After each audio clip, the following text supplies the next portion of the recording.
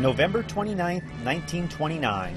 Polar explorer Richard E. Byrd and his crew become the first to fly over the South Pole. It wasn't Byrd's first heroic feat of exploration, nor would it be his last. During a career that spanned more than 4 decades, Byrd would earn numerous accolades, including the rank of Rear Admiral, the Medal of Honor, and having this elementary school in Glen, New Jersey, dedicated in his name. Here's Richard E. Byrd, and then connected is a long banner that says Richard E. Byrd, South Pole, November 29, 1929. We were trying to create an outdoor classroom serenity garden, and we wanted to add a visual component. And I really wanted to have the entire school involved in it, and I wanted to have something to do with our namesake, Richard E. Byrd. So that started the idea, and it grew into an 8-foot by 12-foot mosaic mural, which is now outside, and it faces the playground. It shows in big letters when the day he flew to the South Pole, and then there's like mirrors around it, and then Richard E. Byrd's next to it.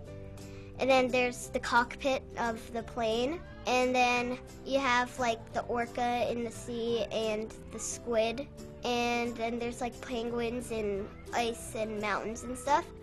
Producing a large-scale collaborative piece of art takes resources and expertise, so Cipolli applied for an Arts and Education grant to help bring the project to life. The Arts and Education grant is a grant that's run in partnership with 3 different organizations. They together offer grants for different types of arts projects. It could be a music grant, it could be visual arts, it could be dance, any arts-related type of program. Cipolli was awarded $3,500 from the AIE grant and another $3,500 in matching funds from the Glen Board of Education. The money helped pay for the materials and the services of an artist in residence to help guide the project. Part of the grant process is that you get assigned an artist, a professional artist, that has expertise in the area that the type of art project that you'd like to create. And we chose Kit Saylor, who is a mural artist.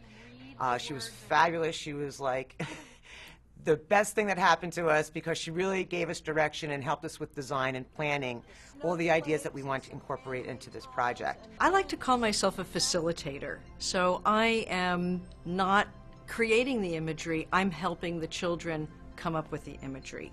I'm not stating this should happen first, second, or third, but I am guiding it as I see the project grow and move ahead. Once a week throughout the year she came, she worked with all the children, and every single child in the school actually created handmade tiles or had some part in designing designing the layout, adhering those tiles to mesh, and then eventually adhering those to the wall with thinset and grouting.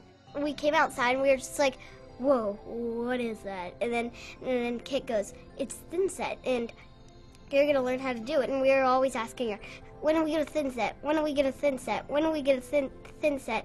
And then finally she said yes, because we were bugging her so much. And so we finally thinset, and it was so much fun. It was fabulous to work with a real working artist for the children. They actually saw that this is a viable career. Depicting Byrd's famous flight over the South Pole, as well as the Antarctic environment, the project was a cross-curricular activity for the students. They researched Richard E. Byrd and his explorations, they researched the environment of Antarctica, the wildlife, and then we also learned a lot about science and the actual creating of the tiles. November 29th, 1929, Richard E. Byrd flew across the South Pole. And they could read that 1,000 times in a book, but if you make the tile, you come up with the idea, you do the research, you make the tile, you lay out the tile, you glaze the tile, you see it up there, you're going to remember it. The mural took most of the school year to complete and was finally unveiled at a ceremony held in May. I think this project has helped the school come together because we all put an effort into it. We all worked together on it. When I went home one day, I kind of felt like the kindergartners in 50 years are going to see this mural and they're going to be like, how do they do this? Like, I wonder if we're going to be able to do something like this. And I found that really cool. To see that the kids were so overwhelmed with actually seeing it up on the wall. And that's exactly what I wanted. I wanted it to be something that was long-lasting, a memory that when they get up to middle school and high school and they'd come back and still go, you know what? I made that penguin. you know, and then it's there forever on the wall, and it was the smile on their faces. They were so excited. It was just wonderful.